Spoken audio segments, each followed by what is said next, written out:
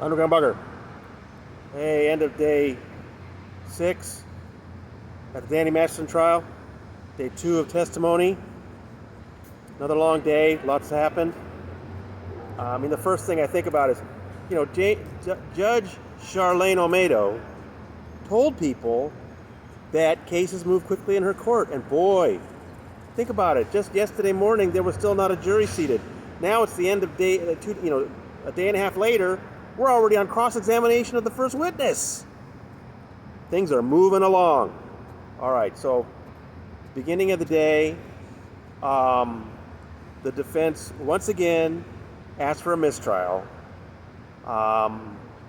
And it's based on this notion. Philip Cohen, the attorney for Danny Masterson, didn't like that Jane Doe 1 had used the word wogs, and also that she had used this phrase about no fraternization with the enemy. I hope you got to listen to the podcast. I posted this morning. Chris Shelton was good enough to speak with me late last night. We dealt with that phrase. Wogs, we know, everyone knows, Scientologists use that word. It's a racist word, and Scientologists use that to refer to non-Scientologists. Very common in Scientology. No fraternization with the enemy, that was a little more arcane, but Chris was good enough to explain where it came from and why Los Angeles Scientologists in particular may be familiar with that. And so I'm glad, thank you, Chris, for helping me out on that. I was very glad to get that this morning because I didn't want that just laying there without explanation. But then when we came into court this morning, it became obvious to me that what Cohen is objecting to is not so much the idea of the fraternization part, it's the word enemy. He does not like the jury hearing that Scientology considers people enemies. Imagine that. Well, both Judge Olmedo and Prosecutor Mueller pointed to testimony in the preliminary hearing last year that Jane Doe 1 and Jane Doe 3 used those words, wogs and enemy, last year in the prelim. Of course, the common Scientology concepts. The problem is not that these Scientology concepts have never been heard before. The problem is that Philip Cohen hasn't heard them before.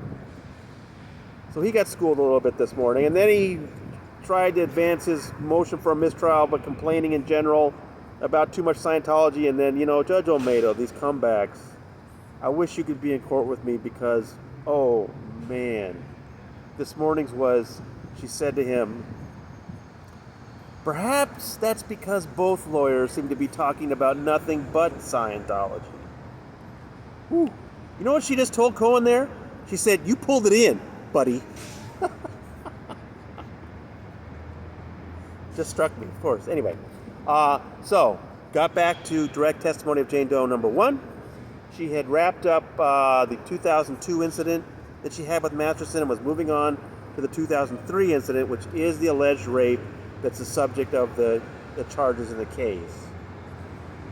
And Underground Bunker readers are familiar with these allegations. We've heard them for quite a while now about going to Danny's late at night, the jacuzzi, the red fruity drink, the shower, sticking his fingers down her throat, and then the terrible things happening in the bedroom. But let me tell you, there's something about the witness actually going through those things in the courtroom in front of you. Wow, it's something. And it got tough for her. She got to the point where she said she came to and Danny was on top of her and he was raping her. And she was trying to fight back, and he held her hands back with one hand and was choking her with the other, and choking her out. And at one point, he was brandishing a gun, and because they had heard some sound of somebody outside, we don't know, but it sounds like maybe Luke Watson came up and was asking, hey, what's going on? And Danny pulled out a gun and said to her, don't effing say a word. And as she's trying to describe these things, you can tell it's really difficult for her. She got really emotional. She was crying.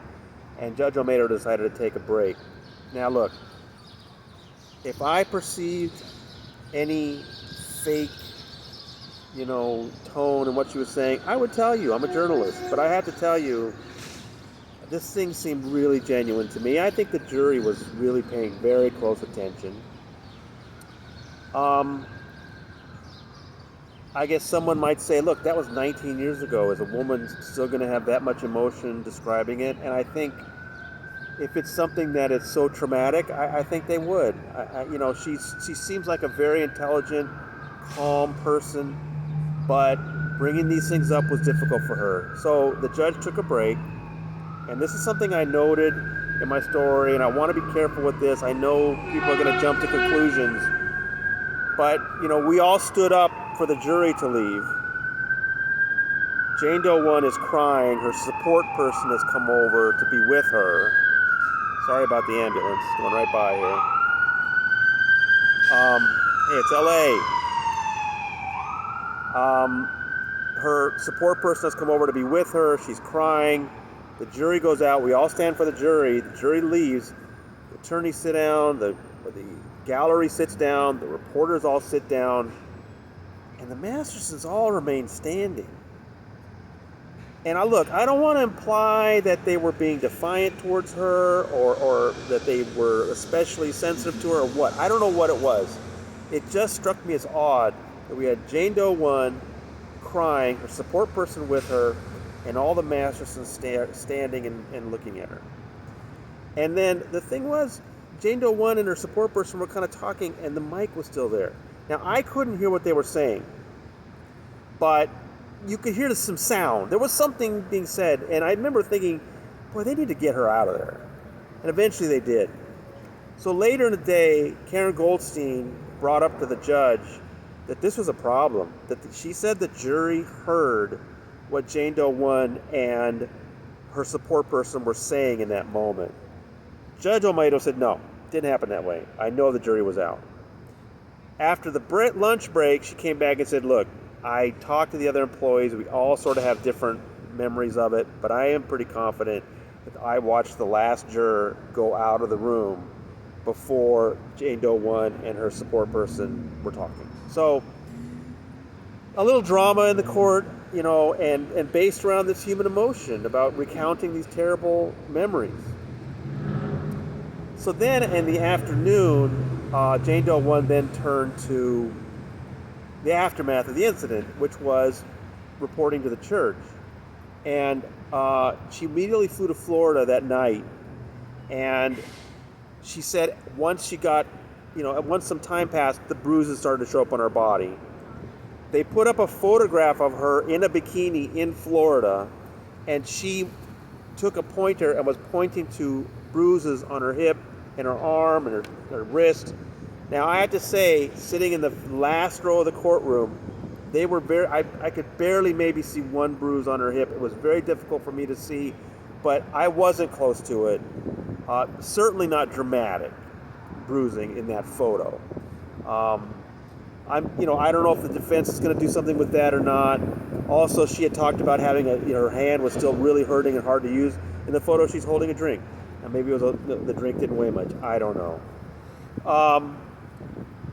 So then she turned to dealing with the church. She immediately went to the church and what that was like, and that she wanted something to come from that.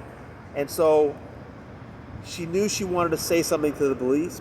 She believed she'd been raped, but she knew the consequences. So they spent some time today going over what those consequences are. And in Scientology, she knew if she went to the police about Danny Masterson raping her, she could be declared a suppressive person. So they needed to describe what that meant.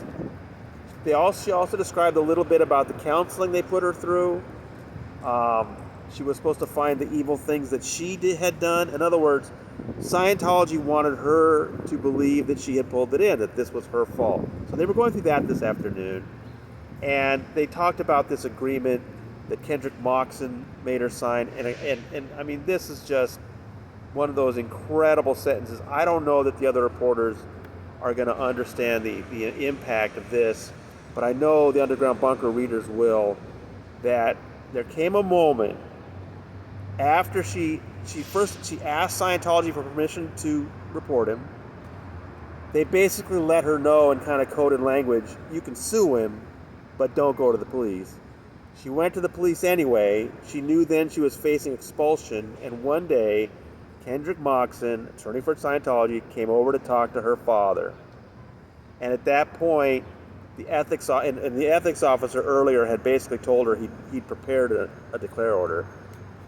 She knew she was facing a moment where the church was going to put this all on the line. And the thing she says Moxon said to her father was, and this is just an incredible line if you know the situation.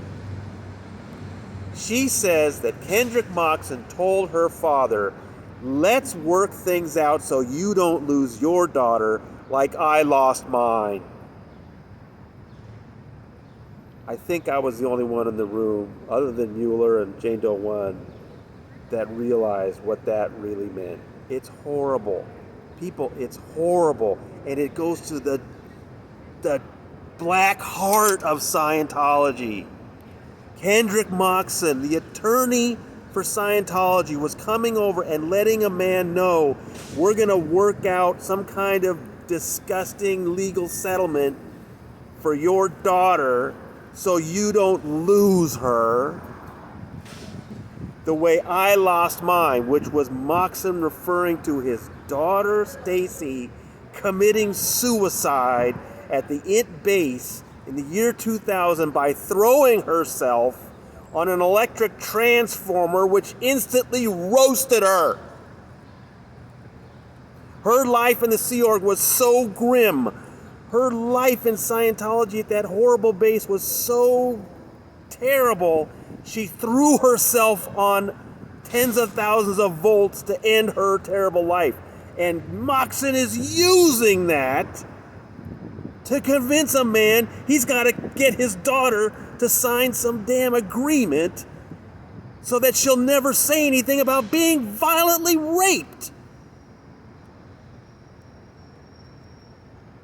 I don't know if any of this is going to end up coming out for the jury. I don't even know if the other reporters have any idea. Oh, the moments in this trial already. But I know you know, and I'm glad I'm getting you those notes, and I hope you understand what's really going on. I know you do. Just incredible. And I guess another shocking thing that happened today was it was only 3:30 p.m., and Mueller said, okay, I'm done. Ha! Cross-examination already? So Philip Cohen started up, and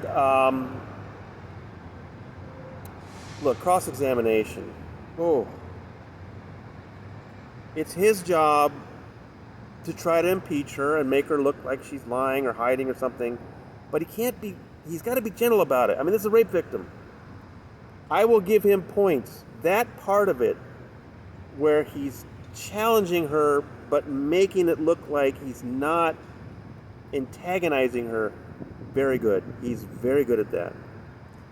On the other hand, he spent about 15 minutes talking about the 2004 LAPD report she made, and he was saying, now you told the LAPD everything, right? And she said, no. Well, so you left things out? Yes. And see, if you know the case, if you remember the prelim, she talked about this. She wasn't prepared to tell the LAPD everything right away. She was protecting people that she, thought she needed to protect. And no, she didn't tell the LAPD everything right away. She's already revealed that. So he's trying to, and so I thought, okay, he's going to score a point here with the jury, I think. But it was like all wind up and no delivery. I mean, he spent like 10 minutes playing around with this whole, Now, there's a difference between omission and commission. There's a difference between leaving something out and misrepresenting something. You didn't misrepresent anything. You just left some things out, yeah. I mean, I don't know. I understand what he's doing. I think he's very good at what he does. I think he has set up a situation where it feels like he's not attacking her. He's just asking her good questions. All that to the good. But it just felt like he really didn't land anything today. Now, it was only maybe an hour of, or maybe even only about 40 minutes of cross-examination. We got a long way to go. But yeah, just didn't last too long, and so that was today. I mean, wow. Tomorrow, cross-examination and some more witnesses coming up, and we got a lot to do. So, thank you very much from the Clara Shortridge Foltz Criminal Justice Center in Los Angeles. This is your exhaustive proprietor signing out.